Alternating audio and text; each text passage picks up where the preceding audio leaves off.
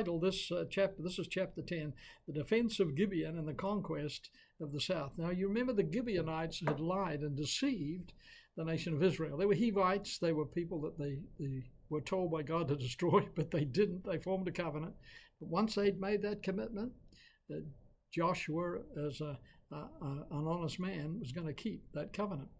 Well, we read that there were large cities in the south, from about Shiloh south, about half the way up Canaan down to Kadesh Barnea.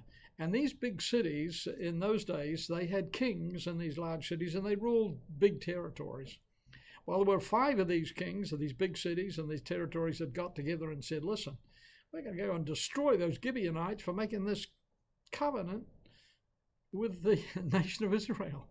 So they formed together and they went to attack Gibeon, the city of Gibeon, and destroy these Hivites.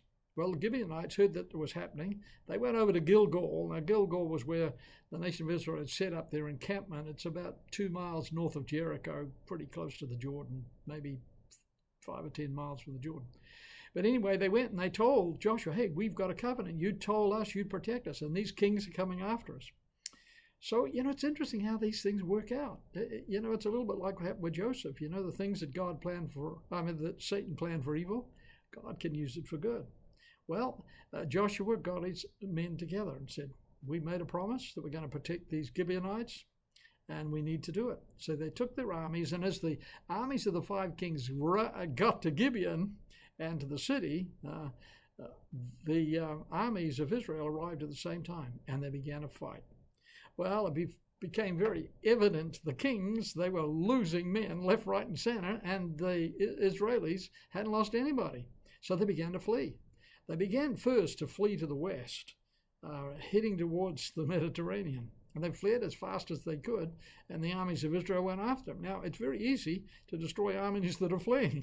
They often drop their armaments, and they have their backs toward you, don't see that you're coming. Well, it was a great slaughter.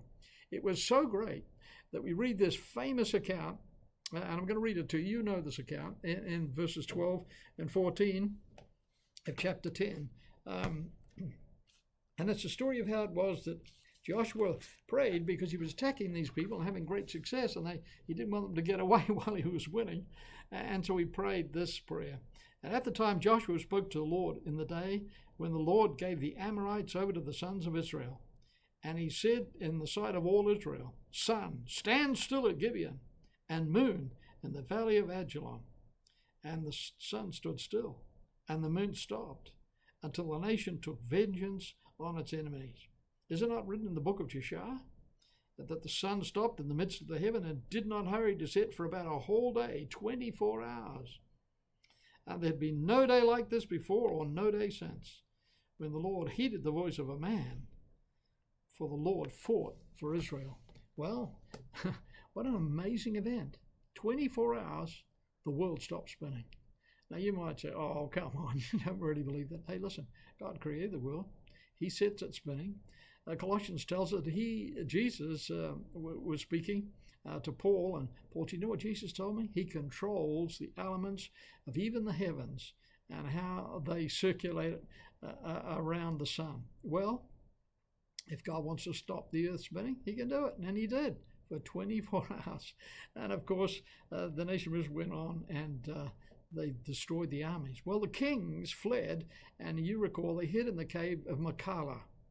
Well, Joshua got there, found that they were hiding in this cave, the 5 kings, that is, not the armies, but the kings, and he boarded up the cave, went on and destroyed all the armies. And it's interesting, he went west first, out to the Mediterranean, almost, and then he went south, because the armies went south, all the way down to Kadesh Barnea. And you remember, that's where the nation of Israel had come and sent spies into the land. And God says, you're going to own this land from this Kadesh Barnea all the way up into Lebanon. Well, here they were. He's back, Kadesh Barnea. And then they went east. So he went, and all of this southern territory and all the cities in the south, all the way from Shiloh south, all the way down to what we would call the borders of Egypt, were now under the control of the nation of Israel, just simply because of the situation of Gibeon and these kings. Very interesting account. Well, what's the moral here? If you'll go with God You may have to battle, but you're always going to win. What a great thing to remember. Go with God. You'll face some battles, but I can show you one thing. You're going to win. God bless. See you tomorrow night.